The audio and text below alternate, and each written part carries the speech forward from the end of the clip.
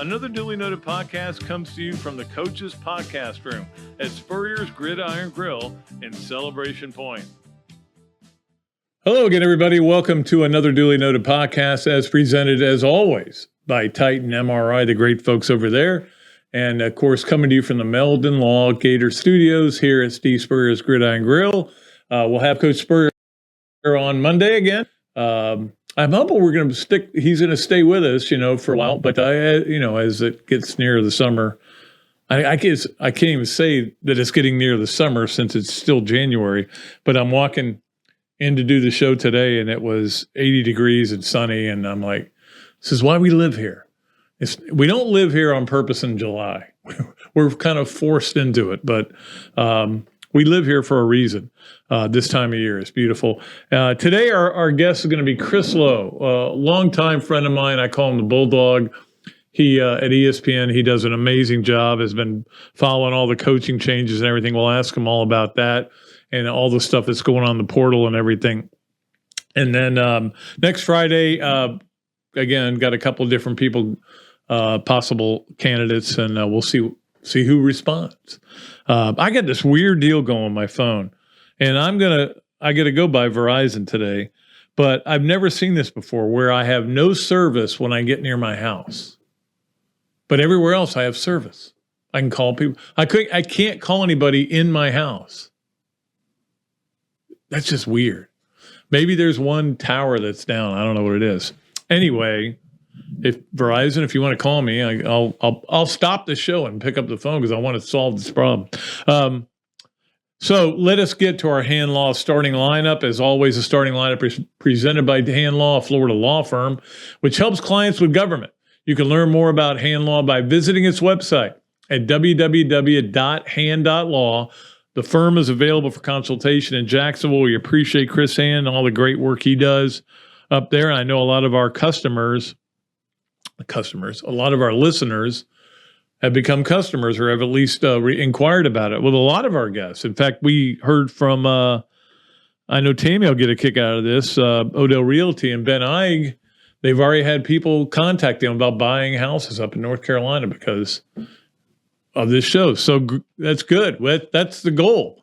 We want you to see people that want to sponsor the show, and a lot of it is because they want to be involved and they are big Gators, and some of it is they know that they can reach a lot of people, which they are reaching a lot of people, believe me. And we'll keep it going twice a week. Okay. All right, let us get to number one on the Hand Law starting lineup. Number one would be what happened with basketball on Wednesday night. 12 points in the first half, 2 made baskets. I thought I'd seen everything, and 2 made baskets and a half. That I had not seen. I think there was one game when I was like 4 that I played in that we might have only made 2 baskets and a half. But the basket was way up there. I don't understand why this team cannot start a game normally. Just go out there and have a game, and it's 10-10. Have a 10-10 game. Have a 14-14 game. No, you got to fall way behind or just play miserable at the end of the half, and you get in a hole. In this case, it was only 11 points because they did play great defense and then didn't get the job done at the end, lose a game that would have been a quad 1 win because it's top 75 in basketball for a quad 1 win on the road. The bottom line with this team is I've watched enough games now with this team. I mean, we have seen a lot of Colin Caston, seen a lot of some of these players, but we've watched enough games with this team to know that there are some really great teams in this league and there are some really elite players. Florida doesn't have any of them. Florida doesn't have an elite player on the team. Colin Castleton's doing the best he can for what his skill set is, and he's worked really hard. And he's blocking shots everywhere, and he's getting double doubles, but he's not elite. He's really good, and you can win with him. And then after that, what else do they have? I mean, who's the second best player on this team? I have no idea. I think Kawase Reeves has been a huge disappointment this year. Every time the ball gets in his hands, I go, He's either going to miss or turn it over. He's not a great defender, even though he should be with his length. Myron Jones got his first start the other night, went 3 for 12. We were promised that Kyle Lofton was going to be incredible. He's had some good games, but not that many. Trey Bonham has basically been shoved to the bench after having such a good. Remember, he had 21 against Texas A&M the last time they played, and this time I think he played 4 minutes. I don't know what it is with him. He just seems to have gone into a funk, and people have figured out how they can defend him. And I could go on and on and on. Will Richard has moments, but is he a great player? Is he an elite player? I don't think so. Riley Kugel has moments, but there's nobody that goes out there. It's still a very young team, and it's certainly a team that's kind of gotten thrown together. They don't have a backup center. Jatobo clearly is not the same player he was before he had that eye injury. I don't think there's any question about it. But the bottom line is they're not very good, and they probably don't deserve to be in the NCAA tournament. Now, maybe things are going to turn around. Maybe they'll start playing a little better at the beginning of games. Maybe they'll change up the diet or something. No butter. Whatever you want to do, the way you were starting games is embarrassing. But this just isn't a very good team, and I've said all along they're not going to the NCAA tournament. But maybe they can turn things around. I know that I got a little excited when they won 3 in a row, but they weren't against the greatest teams in the world. Missouri's good, not great, and certainly in Gainesville it was tough for them to win that game. Georgia's good. I don't even want to say the words I'm about to say, but Mike White's doing a better job than Todd Golden right now. You guys all wanted Mike White out of here. You got your wish. But Mike White's had a little more experience coaching in the SEC, and I get that. He should be doing better than Todd Golden. Now, I'm not down on Todd. I think Todd's a good coach. I think he's going to figure things out. And I'm going to talk a little bit more about this later in this, that, and the other. But right now, it's a struggle. Next up, Saturday, Mississippi State. Late game at Mississippi State. It's going to be tough to win that game. We got another quad 1 opportunity. But right now, you're 0-7 in quad 1 games. Now, the interesting thing about quad 1s is they don't always hold up. You could be a quad 1 win right now, and when it comes time to decide whether you had quad 1 wins or not, that team may have fallen off, and it's not a quad 1 win anymore. So don't get too caught up in that, but there's been so many opportunities for quad 1 wins, there's no doubt. All right, number 2, let's go to the national perception, the narrative, if you will, on the Jaden Rashada situation with Florida. And this, hopefully, is the last time I talk about it. I can't get away from it because it's every one of the talk shows I want to listen to. They're all talking about it. And we'll talk with Chris Lowe about it.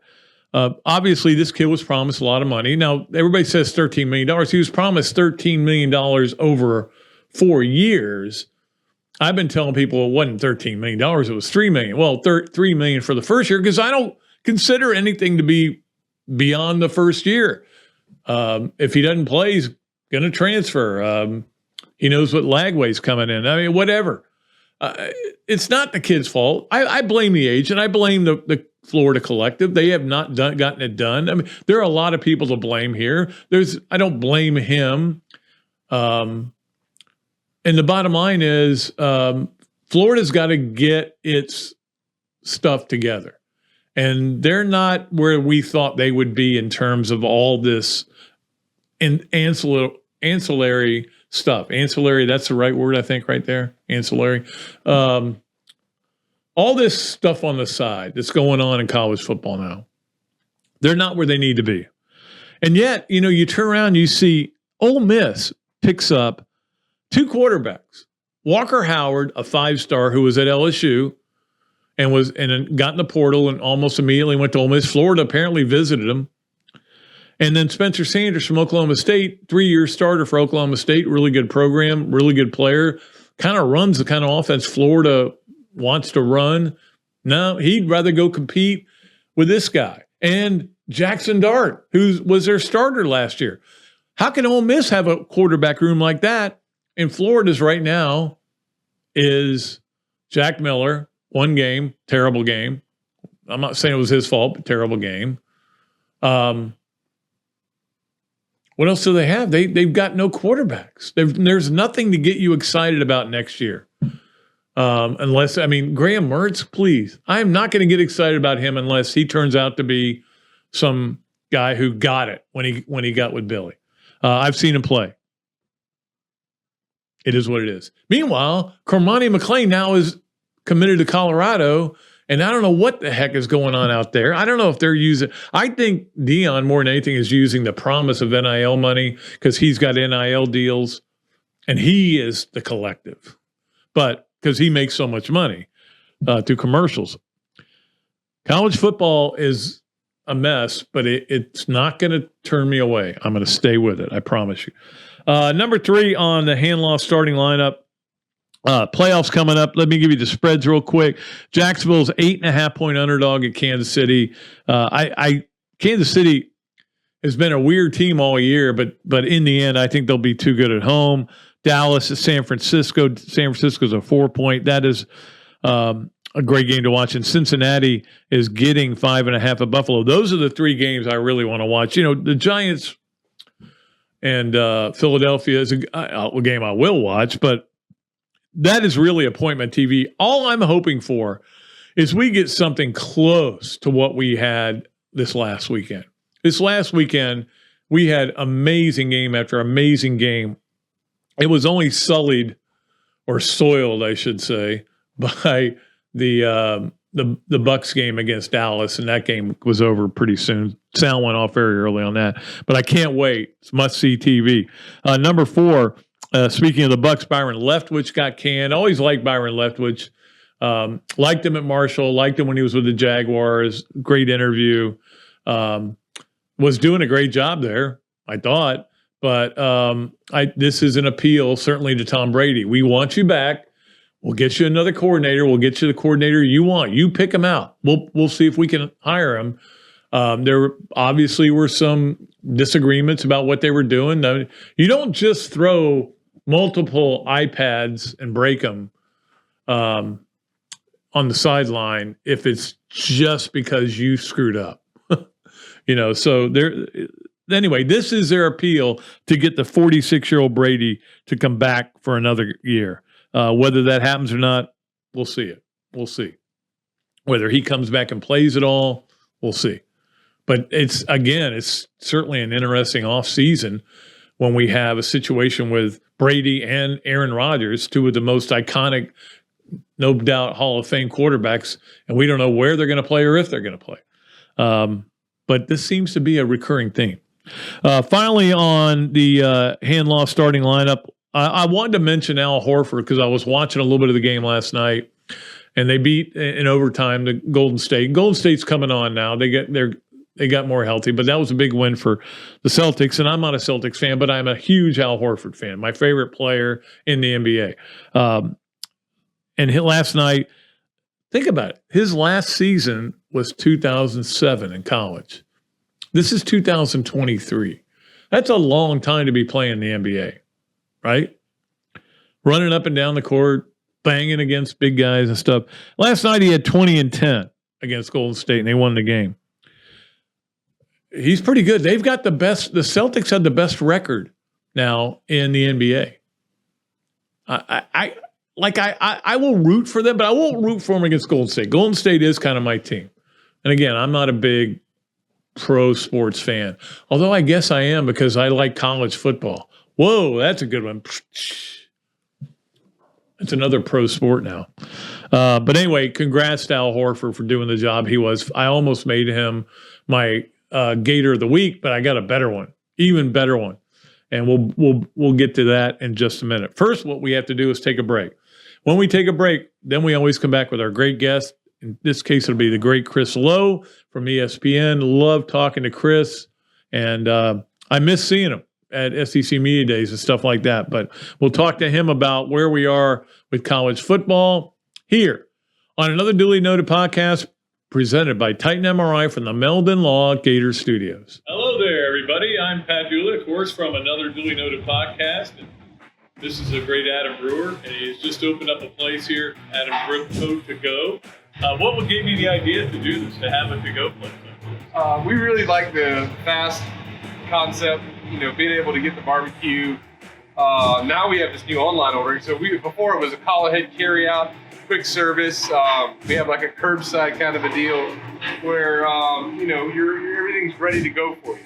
And then we thought, wow, we have a really great dine-in concept, but how can we make this streamlined for the customer and make it easy and accessible for all parts of town? Adam's Rib Co. to go. Come on down and enjoy it.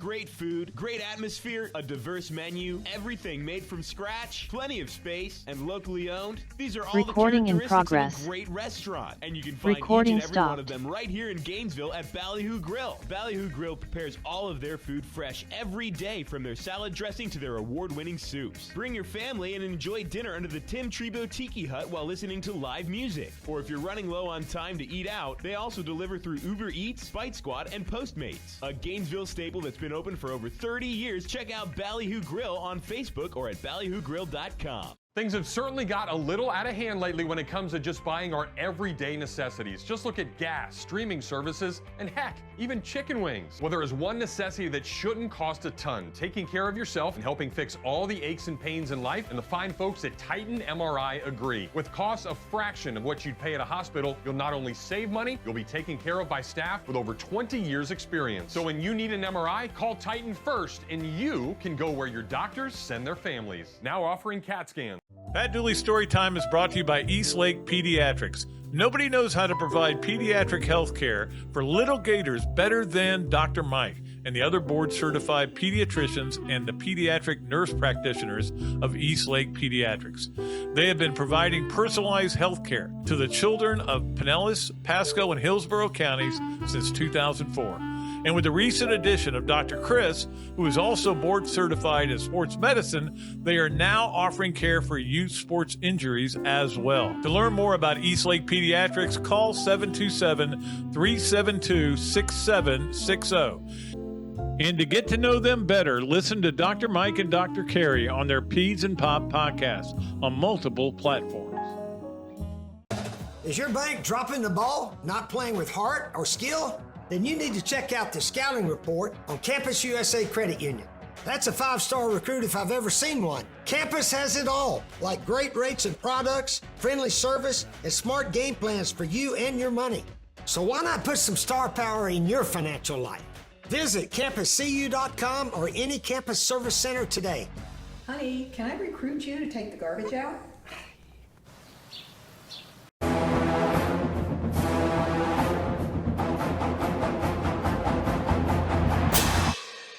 Jeffrey, what are you doing?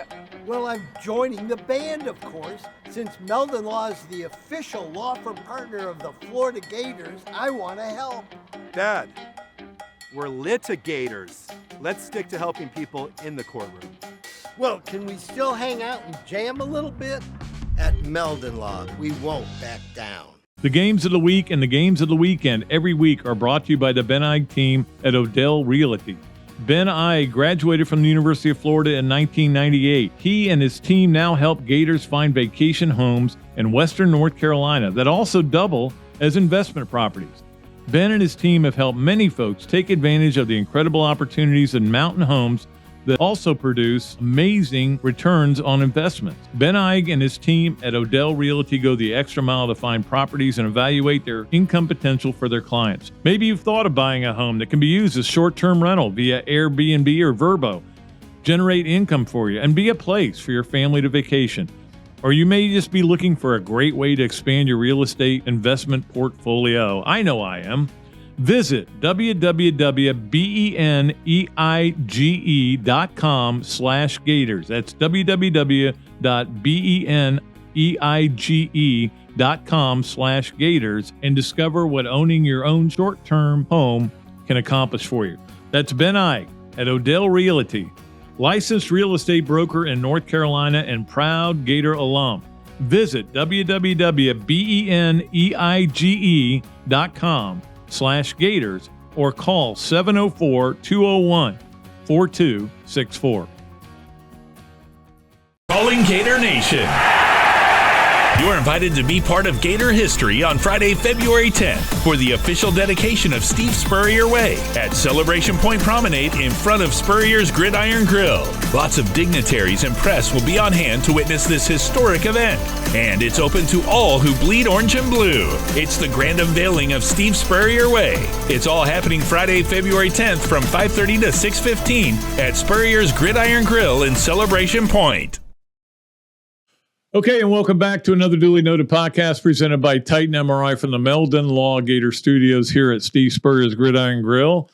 And it's great to bring on my good friend Chris Lowe from ESPN. I call him the Bulldog. He gets every story first, and sometimes used to frustrate me when I was on the beat, but I'm not anymore, so I'm glad when he gets all the stories.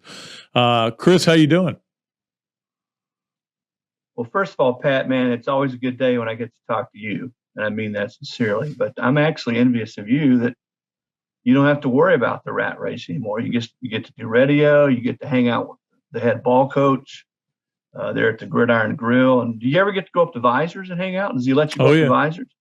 Yeah, I'm actually planning a birthday party for my wife up there. So, but yeah, it's great up there. In fact, they were up there the other day and they were looking at plays and they were saying, maybe we should take pictures of these plays that Spurrier's drawn up there and send them to Billy Napier and let him try to run these plays. But it's Billy, I can get you tied in open. Let me show you. Right. We run this little drag. Yeah. It's interesting. We have him on every Monday, and we have a blast with him. He's so much fun. I noticed you're wearing a Flintstones T-shirt, so I want to know who your favorite Flintstone is. Oh, that's easy, Barney Rubble. Really? And we're about the same age. My kids look at me like I'm crazy when I quote the movie the Night Shift. Remember the guys when they're watching yeah, that's right. Watching the Flintstones, and I think it was Michael Keaton. Somebody said that Barney Rubble. What an actor! He was quite the actor. I always had a little thing for Wilma, though. I don't know. I never understood why she was married to Fred, but I always felt like I could do better than Fred. I could steal her if I was back in the Stone Ages. And I was always jealous when I was a younger guy that there wasn't a club like the Water Buffaloes that I could join. It just seems that those types of clubs have gone the way of shows like the Flintstones. They don't make shows like the Flintstones anymore. Well, but those clubs have gone away too. They used to where people would actually wear those kind of things. I don't think they do that anymore. All right, we're going to talk some football with Chris Lowe, and obviously, Chris, and again, Chris is, as always, is brought to you on the Big Mills Cheesesteak Zoom line. We appreciate Big Mills for being one of our major sponsors. But, everybody, I think, in the SEC, as soon as the game, the national championship game got to be like 38-7, started Googling Georgia's schedule for next year and went, oh, crap, they're going to be there again. It's amazing. And I really believe there's been lazy scheduling in this conference. And I'm not just talking about Georgia. And I'm not just talking about the fact that Florida's been to Texas A&M 3 times and Georgia's never been. But when you look at the way they schedule, it's just like, to me, it's lazy. They're not trying to come up with a competitive balance. Yeah, I'll start in Georgia's defense. They had Oklahoma on the schedule this coming year, but they had to scratch that because of, I think that was per the SEC with the schedule with Oklahoma and Texas had to do with Oklahoma and Texas coming to the league. I don't know exactly what it was, Pat, but they had to do away with that game. So that right. I give Georgia a little bit of a pass on that because at least they were going to play the Sooners. But within the conference, I agree. I've always hated the SEC scheduling format, and I understand that you want to preserve rivalries, Georgia, Auburn, Tennessee, Alabama, but I've never felt, Pat, that, and I've told Greg Sankey this, that it was ever really representative of what a conference was supposed to be, the scheduling format, because you go these long periods and don't play people. I mean, think of all the times over the last 5-6 years that Georgia and Alabama were the two best teams, but they didn't play in the regular season. Now, yeah, they played the championship game, But you want to see the best teams play more frequently within a conference, and that just hasn't happened in the SEC because of the format. You're right. I mean, Georgia, what A&M coming to conference in 2012? Yeah. Is that correct? Yep. Georgia's never played a game at College Station.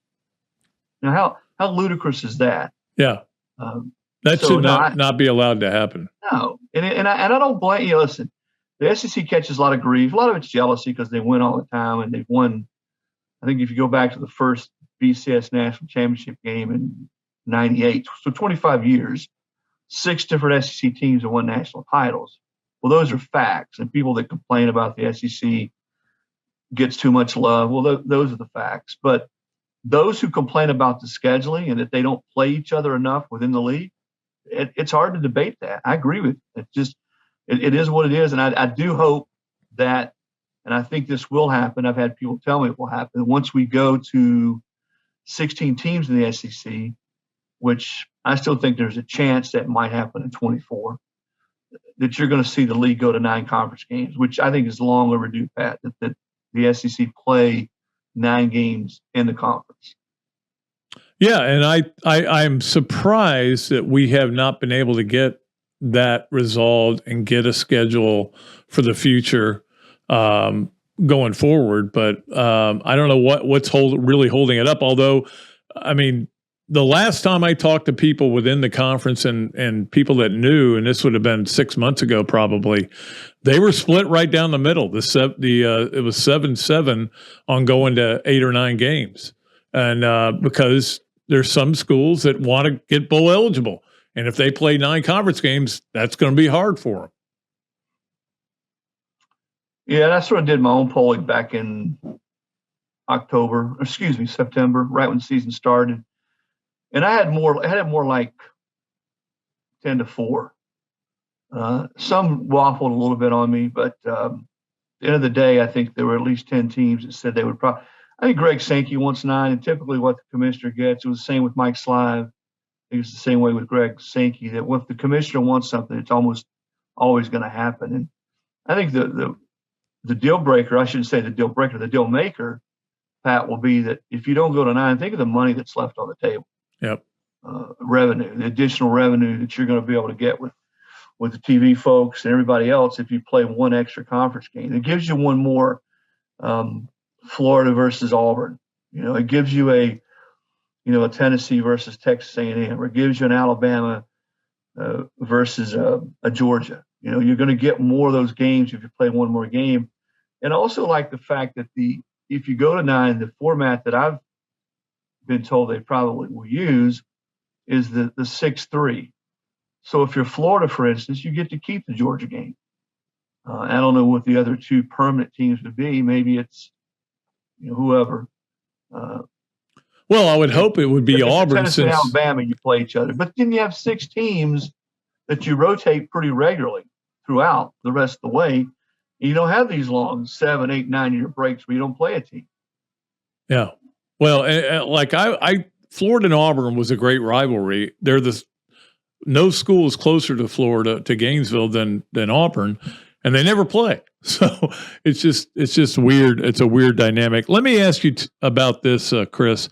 The national narrative on Florida right now is not good. There's nothing positive that's being said. The Jaden Rashada thing coming, has been a disaster. Florida not getting any 5 stars in recruiting. A transfer portal. Ole Miss gets 2 quarterbacks. Florida's got none. Nothing good really is going on, and it's almost like you either got to be patient with Billy Napier and trust in the process, or you're going to be mad and you're probably not going to buy tickets. What do you see as a national narrative on where Florida is right now? I'll start with this. I thought, Pat, when Billy came in there, it was going to be a tough transition. And I felt like it would be for anybody, not just Billy. I do think Billy's a good football coach. I think he's got a proven background. But I didn't think it would be easy. I thought it could be pretty ugly early, which it was last year. So that's where I would start. I don't know that anybody would have come in there and just burn it up last year. Now, the way they ended the season, getting just embarrassed in the ball game, although I don't put losing to Vanderbilt. Yeah, losing to Vandy. I mean, they killed South Carolina, just embarrassed South Carolina, then they lose to Vanderbilt. It's hard to figure out. Now, I know a lot of people, the last impression is a bowl game. The longer I've been around, I don't put a whole lot of stock in bowl games because kids don't play anymore. There's a give a crap factor there. Some teams do, some teams don't. So that in itself, the way they just got destroyed by Oregon State, they were shorthanded. It's more the totality of the season that I think is probably more disconcerting for Florida fans. Is what's their identity? Did you sort of come away from last year thinking, all right, what is this program and what is this football team's identity? I don't think we ever got an answer to that last year. And you mentioned the quarterback situation. Man, you've covered the SEC longer than I have. You've covered college football longer than I have. When you don't have a quarterback, you don't have a quarterback of note, that it could really get dicey then. And I don't know how that's going to work out for Florida next year, because going 6-6, or whether they end up 6-7, I guess, with the bowl loss, is one thing in year one. You throw 7-5 out there in year two at Florida, or even 8-4, and you lose to all the teams that matter. You lose to Florida, to Georgia, to Tennessee, to LSU. Then year three sort of all of a sudden becomes Armageddon. I think so much of it comes down to what they're able to do on the recruiting trail this next cycle. And the Gator as I talk to people who know this a lot more than I do, I think the Gator collective is pretty good. I think they have really tried to put that thing together and be aggressive and do what they can. But this Rashada thing obviously is a black eye for everybody. And I believe that someone was going to pay that kid $13 million. Like I believe the two of us could go out to Augusta National right now and shoot 62. Now, you might be able to shoot that score, but I wouldn't be able to. I can't believe that we could get on Augusta National. So that's the beginning of that. Somebody might be able to get us on. Oh yeah, that's right. He's on your podcast, frankly. Yeah, we do. The NIL is this is not what it was intended. Do you see it calming down in the coming years? I mean, I've told everybody, get back to me in 3 years, and these guys that are giving all this money are not going to see the return on their investment, and they're going to back out of it. And I think you'll see it kind of come back to reality, but maybe not. I don't know that it will or not, but this definitely is not the way it was intended. No, it's not. But I mean, again,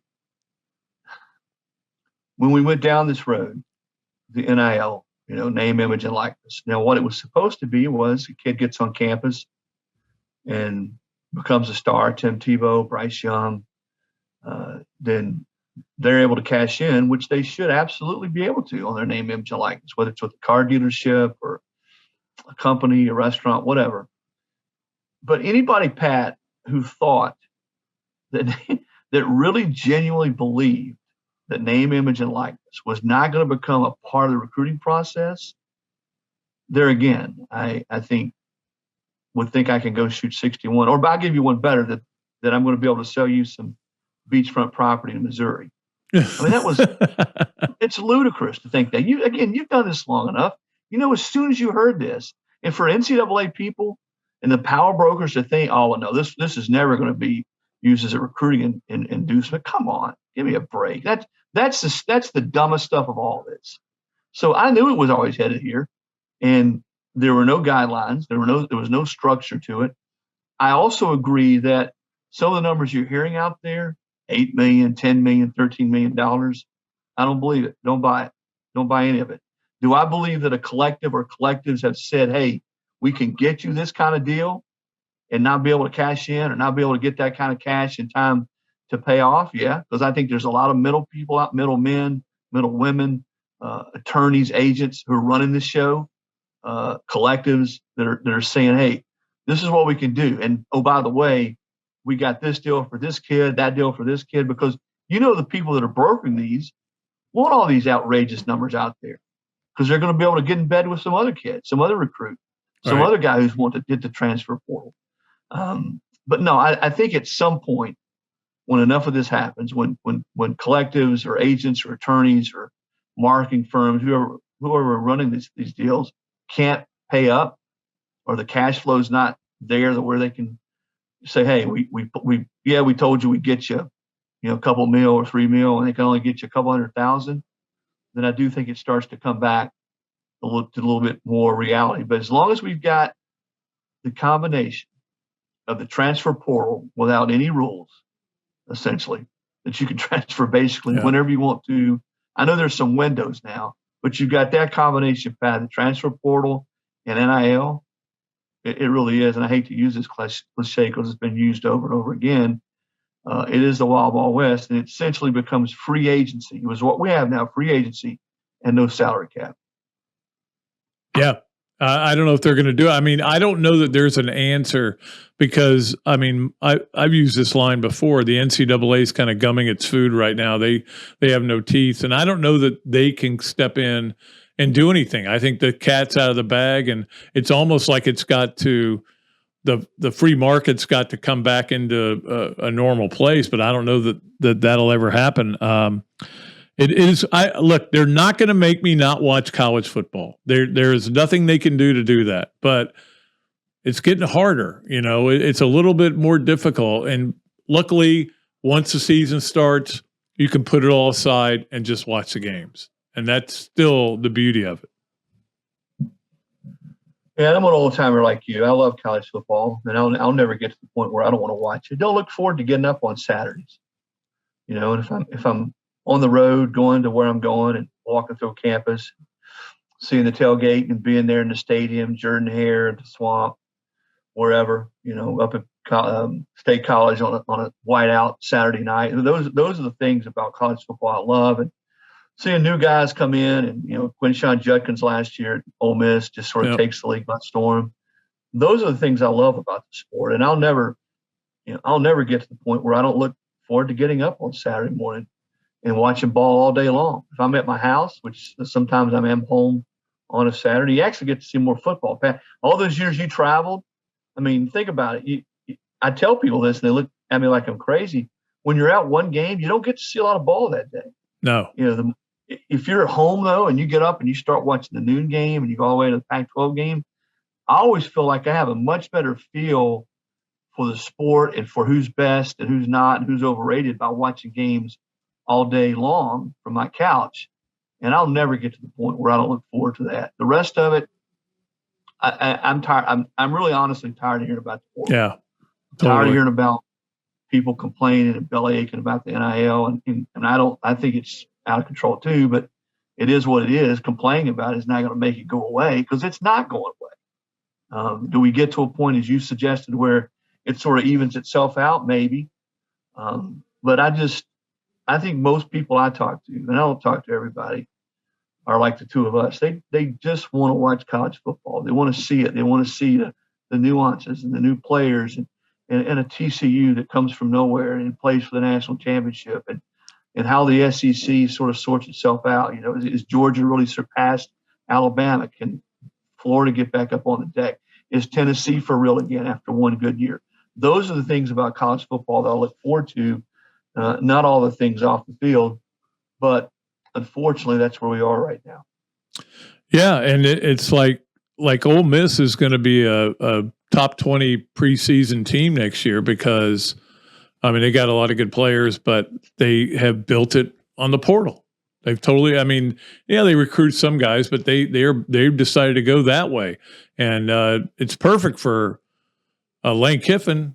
He didn't have to leave his house, he just and gets all these good players. And I can't understand how a team who has an incumbent quarterback who was really good last year can get the two of the biggest quarterbacks in the portal as well. And I'm like, and meanwhile, Florida ends up with Graham Mertz. It just, it's mind-boggling. I don't know if NIL is involved here as well. Well, it's involved. I think it's involved in every one of these deals to some degree. And go find someone who could fully explain to you what the definition of NIL is, because everybody has a different definition of what it's supposed to be. And there's no transparency either. No. None. It was never supposed to be, well, here's this quarterback in California. I mean, like the reports on the kid that went to Tennessee. I'm not going to try to pronounce his last name because I'll butcher it. That was sort of the first one, the first high-profile figure that was out there. He supposedly signed an $8 million deal to come to Tennessee, and they got money because in the state of California, you're a high school player, you can get money and still be eligible to play high school. Well, that's not supposed to be what NIL is. But good and well that's what's going on in some schools. I'm not saying everyone's doing that. Is it as simple as you're recruiting a quarterback at Alabama? You say, hey, now listen, last year, Bryce Young made $4 million. He had 2 national commercials. He had a Dr. Pebble commercial. He had the Heisman House commercial. So our quarterbacks at Alabama are always going to be able to do pretty well. I mean, is it that simple? No, I think it's more than that. But I think if you polled 20 different ADs and coaches and boosters and collective members and administrators and college commissioners, you'd probably get a bunch of different definitions of what their definition of the NIL is. But to answer your question, yeah, I'm sure NIL was involved. I think Lane Kiffin's ability to develop quarterbacks, to what offense they run, was a part of it too. Spencer Sanders, for instance, has got 1 year to play. He was hurt all last year at Oklahoma State. And he was looking for a place where he could go and sort of put a bow on his career and maybe help him show in a different system that he's good enough to play in the NFL. The other kid, Howard, is a young kid. He's got several years of eligibility. And then if you're Dart, you're probably thinking, you know what, come May, when you can get back in the portal, I'm going to look around and see what's out there. And I'm sure that's probably what's going to happen. He could end up at Florida. Who knows? Absolutely. Drake May's another good one, Pat. Yeah. Everybody thought maybe he was going to come out. And there was some reports out there. I think Pat Narduzzi said he heard that he'd been offered $5 million. Now, Drake refuted that. And I'm not saying he's going to do this, but as an example of what you're talking about, who's to say a kid like that after spring practice in May doesn't get an $8 million deal, or it's not, the ante doesn't go up, and he says, you know what, I'm going to go ahead and do it. So there'll be other guys available. You can write it down in blood. There'll be other guys available in May in that portal that maybe we don't see coming right now. Absolutely. All right, it's time for us to play Yes, Nowhere, Maybe with Chris Lowe. Of course, Yes, Nowhere, Maybe is brought to you by Big Mills Cheesesteak, street dining done the right way. We appreciate them, and if you go in there and mention the podcast, you get free fries with the order. Number 1 on Yes, No Way, or Maybe, Kirby Smart will be the coach at Alabama in 5 years. No way. He's got a good deal going, doesn't he? Why do you leave Nirvana for something that has been Nirvana, might be Nirvana, maybe not? I think right now, Pat, with Georgia and its recruiting base, the way he's got it rolling, no, I just don't see any way Kirby leaves Georgia for anywhere. I agree with you. Number 2, Alabama wins the West this year. Maybe. Was that who one would of my knock them off? Maybe. Who would knock them off? No, I think LSU has got a lot of really good young talent. They got a quarterback coming back. I still think it goes back to quarterback, the guy that got better and better this year in Jaden Daniels. He can hurt you 2 ways. They got a couple of dynamic defensive players. Everybody knows about Harold Perkins. Mason Smith might have been one of the best defensive tackles in the country this year. He gets hurt early. Brian Kelly is a proven guy. I mean, he's done it. He's won. He's been on big stages. I think LSU, they beat them this year. And granted, that game was in Baton Rouge. But I think they've got a shot. And you know what? If A&M's ever going to do it, they're ever going to sort of be that team that has a chance to do it, maybe it's this year. Bobby Petrino and Jimbo Fisher together. What could go wrong with that pairing, Pat? Oh, my God. I if we could do a Hard Knocks on Texas A&M football this year, it would be unbelievable. You wouldn't be. You'd have to have a camera. Maybe we can plant a camera in their offensive staff meeting room the first time they stink it up on offense in the game and don't score many points. We'd have to have closed captions for Jimbo because of how fast he talks. So that'd be the only way we could do it. And finally, on Yes, Nowhere, Maybe, number 3, Dreamland is a better barbecue than anything in Tennessee. I would say maybe. It's pretty good, Dreamland. I've had some good barbecue in Tennessee, though, too. In different states.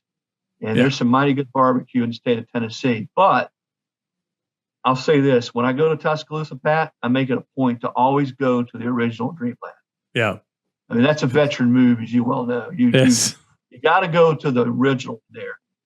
And you got to go because the adult beverages are always – they have those old-timey coolers still, you know, where you slide the lid back and you reach down and you get the adult beverage. Man, they're always just a fraction from being frozen, just ice cold.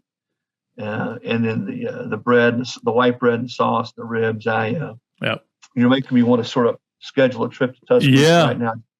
I had a friend who went there and didn't, you know, he's in line, he gets up to the front and he starts looking at the menu and goes, let me think about, and the woman behind there goes, you don't come in on game day and not know what you want. She starts yelling at him. You better get your order in or go to the back of the line.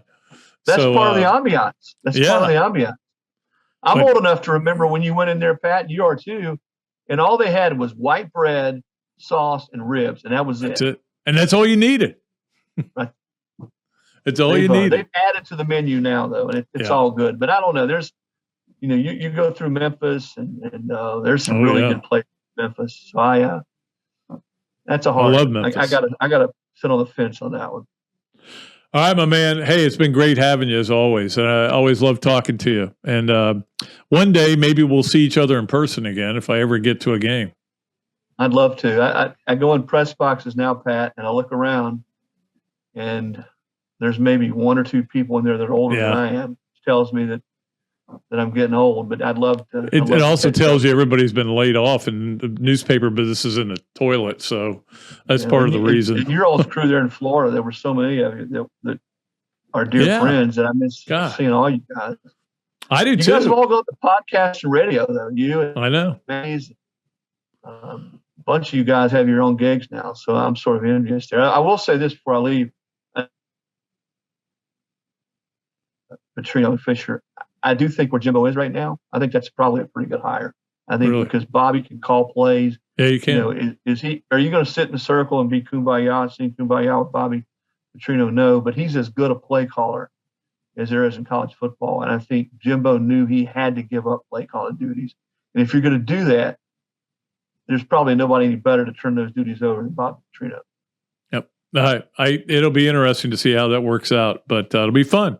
Appreciate your time, buddy. I know you probably are getting emails about stories breaking. You got to jump on that too. Because he's in the know. Always good to be with you, buddy. Chris, we'll see you later, buddy. Thanks. Take care. All right, Chris Lowe from ESPN joining us. We appreciate him coming in on the Big Mills Cheesesteak Zoom line and playing Big Mills Cheesesteak Yes, No, Where, Maybe. We'll take a break.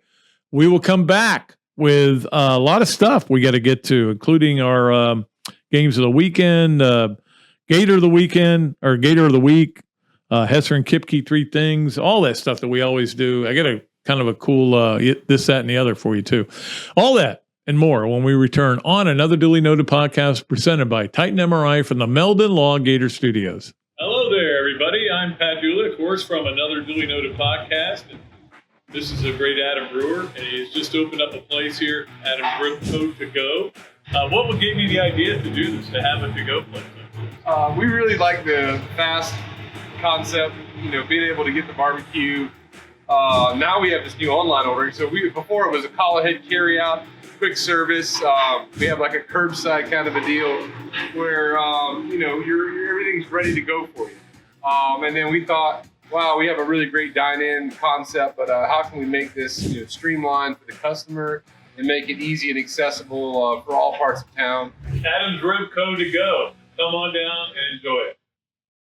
Great food, great atmosphere, a diverse menu, everything made from scratch, plenty of space, and locally owned. These are all Recording the in characteristics progress. of a great restaurant, and you can find Recording each and every one stopped. of them right here in Gainesville at Ballyhoo Grill. Ballyhoo Grill prepares all of their food fresh every day, from their salad dressing to their award-winning soups. Bring your family and enjoy dinner under the Tim Tebow Tiki Hut while listening to live music. Or if you're running low on time to eat out, they also deliver through Uber Eats, Bite Squad, and Postmates. A Gainesville staple that's been open for over 30 years. Check out Ballyhoo Grill on Facebook or at ballyhoogrill.com. Things have certainly got a little out of hand lately when it comes to just buying our everyday necessities. Just look at gas, streaming services, and heck, even chicken wings. Well, there is one necessity that shouldn't cost a ton: taking care of yourself and helping fix all the aches and pains in life, and the fine folks at Titan MRI agree. With costs a fraction of what you'd pay at a hospital, you'll not only save money, you'll be taken care of by staff with over 20 years experience. So when you need an MRI, call Titan first, and you can go where your doctors send their families. Now offering CAT scans.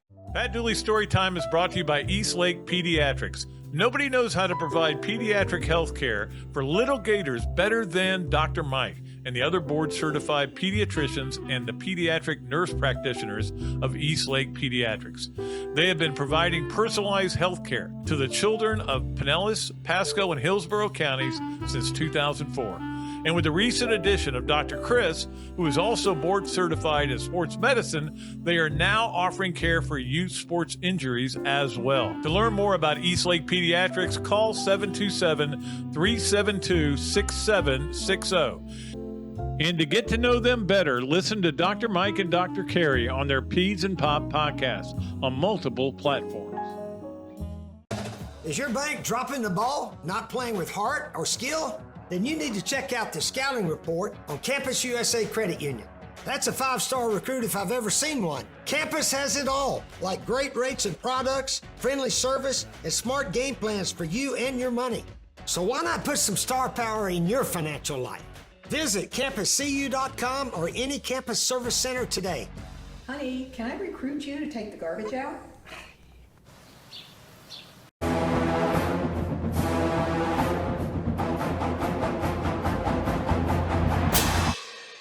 Jeffrey, what are you doing? Well, I'm joining the band, of course. Since Meldon Law is the official law firm partner of the Florida Gators, I want to help. Dad, we're litigators. Let's stick to helping people in the courtroom. Well, can we still hang out and jam a little bit?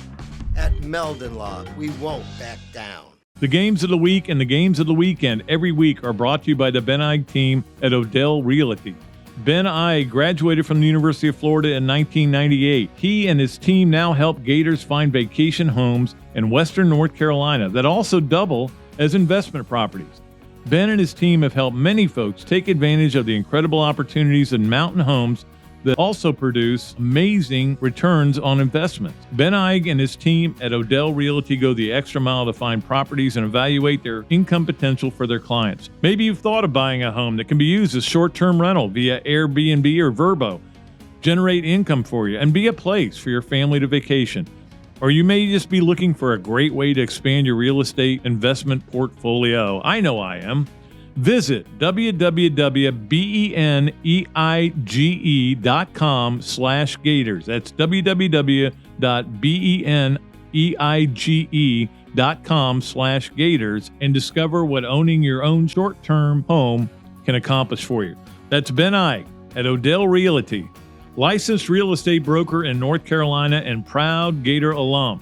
Visit www.beneige.com/Gators or call 704-201-4264.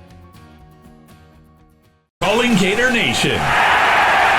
You're invited to be part of Gator history on Friday, February 10th for the official dedication of Steve Spurrier Way at Celebration Point Promenade in front of Spurrier's Gridiron Grill. Lots of dignitaries and press will be on hand to witness this historic event. And it's open to all who bleed orange and blue. It's the grand unveiling of Steve Spurrier Way.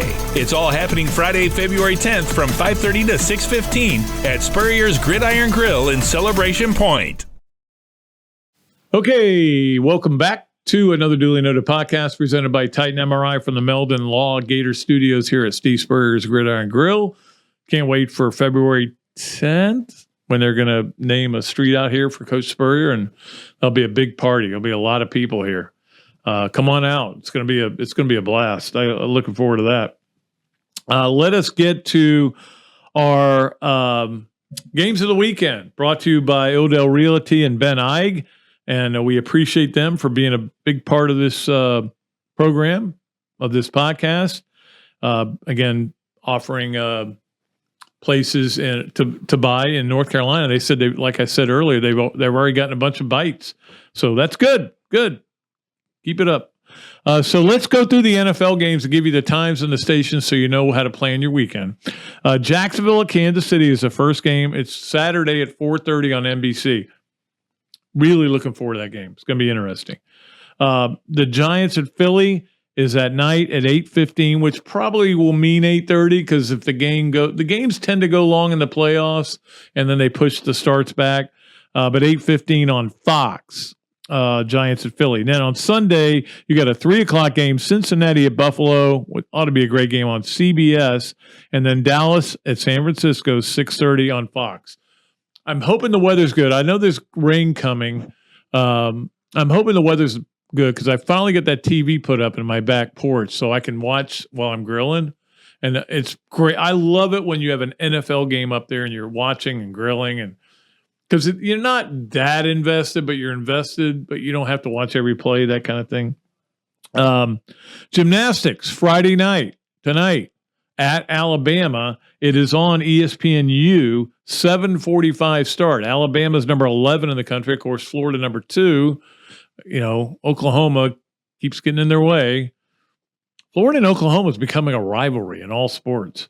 So that's going on. And then, of course, you have the men's basketball game, 8:30. It's on the SEC network, Florida at Mississippi State. It's another opportunity for a quad one win because Mississippi State's in the top 60, I think it is. And I think they're 53rd, actually, or at least they were. And if Florida can beat them on the road, that could be a quad one win. It could turn out that way. So they're 0-7 so far. That's not good. So that's what we have going on this weekend, and it should be a fun weekend. I'm going to enjoy the heck out of it. I know that. And we appreciate our great sponsors, Ben Eig, for taking care of us on games of the weekend. Let's go to our Leonardo's at Millhopper quick picks. And we had several people qualify who picked Kansas State. What a game that was, man. That was an unbelievable game. My daughter called me, and she was like, man, are you watching this, Dad? I go, yeah. She goes, I feel happy and sad. I go, I know. That's the way I feel. I'm happy that Keontae's getting to do these things, and he's playing, and we get to see him play, and he's playing better than he's ever played. But I'm sad he's not doing that for Florida. Think about the difference in this team if Keontae Johnson was on it, or if he was on it last year. That's a thing I'm going to do for something. I can't figure out where I'm going to do it. I may do it today on my high five that I do for WRUF.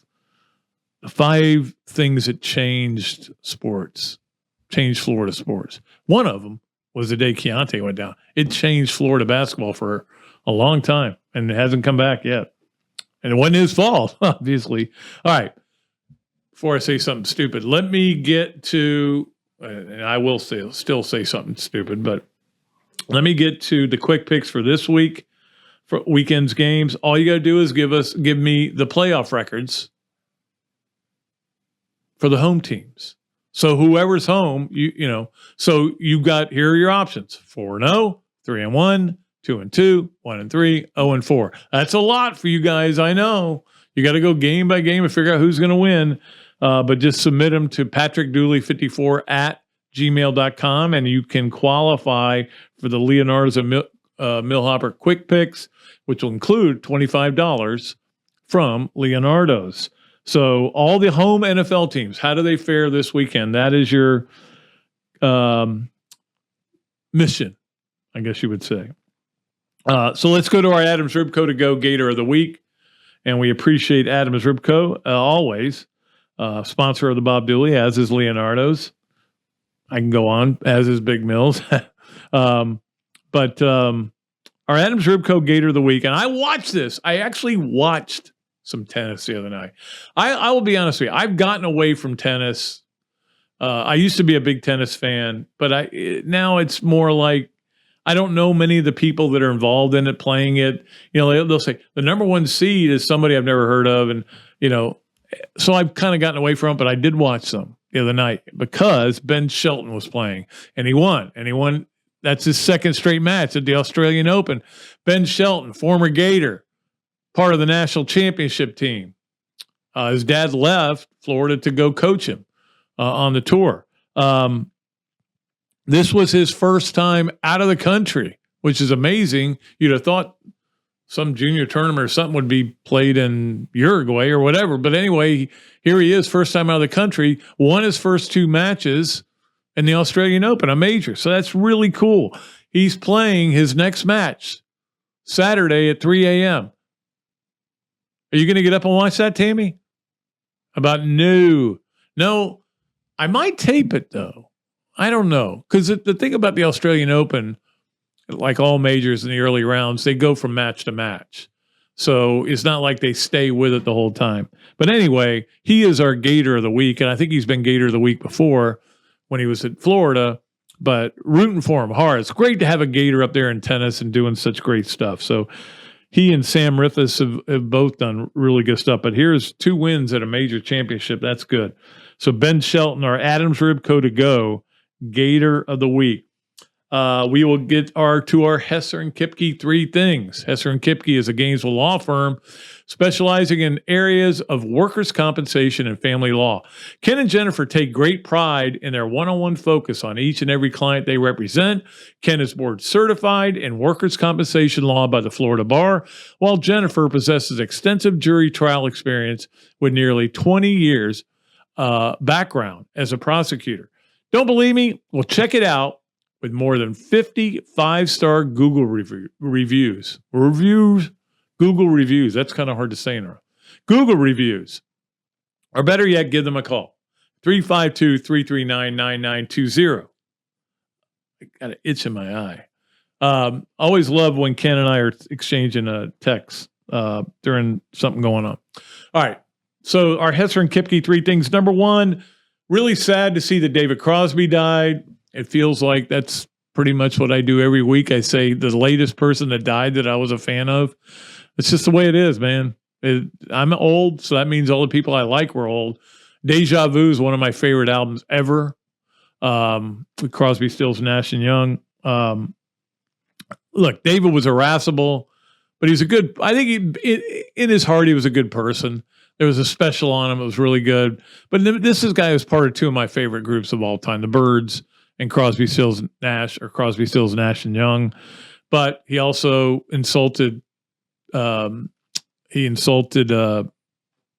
Young's girlfriend, and they haven't spoken since then. And he there were some things, okay, I get that. Everybody has their faults. I'm evidence of that. But sad to see him go. He was in ill health, but not surprising, but still sad. I think he was 81 or 82. Number 2 on Hesser and Kipke 3 things. Jim Harbaugh, they've got the NCAA is looking into some recruiting violations, but they are at an impasse because Harbaugh won't talk to him. Must be nice. I mean, this is when I talk about the NCAA gumming your food, their food. They've got no power anymore. I'm not going to talk to you. In fact, here's all I'm going to tell you. I don't think I lied to you because I don't recall what happened. I don't know anything. Yeah, it's like a convicted felon, sitting there going, no, I don't recall what happened on that day. Well, you pretty much recall everything. It's why I root against Michigan. It's why I still may go buy a TCU t-shirt, even though they didn't beat Georgia, just because they beat Michigan. Go TCU. When he says he doesn't recall, that is to me is almost an admission of guilt. Whether it's in Congress, whether it's in NCAA, whether it's anything. I don't remember saying that. Well, that means you probably said it. Okay. All right. Number 3, there is a fine line between great players and players that are great for your program. And that's one thing that I think I get a little upset about when I hear people talking about, well, this guy, yeah, he was really great in college, but he didn't make it in the NFL, so he wasn't any good. No, that's not true. Are you telling me Tim Tebow wasn't any good in college? Or they say, this guy was great in the NFL. They didn't use him right in college. That's not true either. And again, I go back to Tebow. I had people at the combine one year saying, well, Florida didn't get enough out of him. They didn't make him the best he could be. What are you talking about?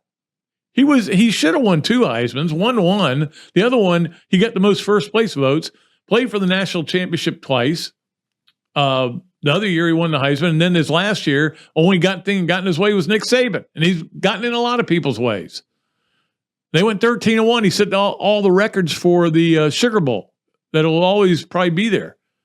Don't tell me they didn't get everything they could out of him and make him a great player.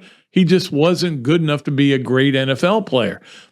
There's a difference between being a great NFL player and being a great college player. We all know that. We've seen it a million times. I just get mad when people act like if you were great in college and you're not good in the pros, you're a bust. If you're great in the pros, but you weren't good in college, they screwed up. It's not the way it works. Every case is different. That's enough of that. I'm not going to go off on a rant. So that is our Hesser and Kipke 3 things. This, that, and the other. All as always on Fridays, brought to you by Darshakal, by Ballyhoo Grill, and by the great folks at Ironwood Golf Course, where I played yesterday, although that is not really what I did. I didn't play very well. The this is that somewhere along the line, somebody decided that a 5-point differential is going to be what defines you as a college basketball coach. Games won or lost in a 5-point game. That is, it's stupid. It's the dumbest thing I've ever heard of. I don't understand why this is the criteria. And the other is this. You're up by 4. They foul you with 1 second to go. You make both free throws. You didn't win a game by 5 points. So that doesn't count for you. They should make the criteria. And again, you'd have to go back and start all over. I know nobody wants to spend that much time. The criteria should be this. Games that are within 2 possessions at the last media timeout, so under 4 minutes. That is a close game. That is a close game. If you win that game by 10, it was still a close game. But if you're up by 40 and the other team comes back and they cut it and they hit a 3 at the buzzer to cut it to 5, you count that as winning a close game. It's not. It drives me nuts. It drives me nuts. I know people are bringing up Todd Golden's record in close games. Not good. Okay. And there are some things he hasn't done well in close games. I agree. But there are other games where they're up by 4 and they hit a basket at the end. Don't make the basket. Then we can win by less than 5 points or less. It's the dumbest stat in sports, in my opinion. That is this, that, and the other. Finally, let us finish with Pat Dooley's story time, as always, brought to you by the great folks at Eastlake Pediatrics, also sponsors of the Bob Dooley Invitational, as are Ironwood and Ballyhoo. And I seem to be leaning on the same people for everything. But, all right, so Pat Dooley story time. This is my Pat Dooley story time for this week. The thing I miss the most about being a sports writer now, talking to Chris Lowe made me think about it too, was going to NCAA basketball tournaments. I loved it. I loved the tournament. I loved when you'd walk in and there'd be the dark curtains and you could only use certain cups and everything. And you always were excited to see where your seat was going to be. It was going to be a really good seat. I was going to be on TV a lot, stuff like that. I love postseason basketball. I loved going to different cities. Only time I've been to Seattle. Went to Phoenix that same year. That was the first year when Billy went. One of my favorites, though, was Memphis. Memphis, we get to our hotel, and it's not a Marriott. I'm like, man, I'm a Marriott guy, points and everything. I think it was a Lowe's or something like that. And beautiful hotel. We walk in, there's all these guitars on display, and I'm like, wow, this is cool. And so I get out the next morning. I said, all right, let's see what we got here. Oh, the stadium's right there. The arena's right there. I have to walk 100 yards to get into my press seat. That's pretty cool. And I turn to the left and I go, there's Beale Street. So all I got to do is walk 100 yards and I'm on Beale Street. And I'm going to all these great restaurants and bars and everything, listening to great music. It's unbelievable. And then to top it off, I go in after I did my exercise. I came in, I go, hey, I see all these guitars here. What are these about? What's the story? You go, oh, you can take one to your room if you want. Are you kidding me? Now, they're not going to have amps, so nobody's going to really hear me, but at least I can practice guitar and play guitar and have fun with it. And told other people about it. We all got together and we were all playing our guitars, and some of us couldn't play. Some of them couldn't play. I could play a little bit. But imagine that. Now, you cannot imagine a better situation than, oh, yeah, and we're going to let you use a guitar the entire time you're here. I said, when do I bring it back? They go, when you check out, just bring it. Or just leave it in the room. That was my best trip. That's going to do it for another Dooley Noted podcast. We've gone long again. We've had a habit of doing that. I blame Tammy because she makes me talk. She's got a little button, that, like electric button, that, boo, talk more. No, she wants to go home. As do I. But I appreciate you all for listening, for watching, for being involved. Thanks to Chris Lowe so much. Coach Spurrier will be here Monday. Until then, I am Pat Dooley for Tammy the Great. I am deep, I'm way back, and I am out of here.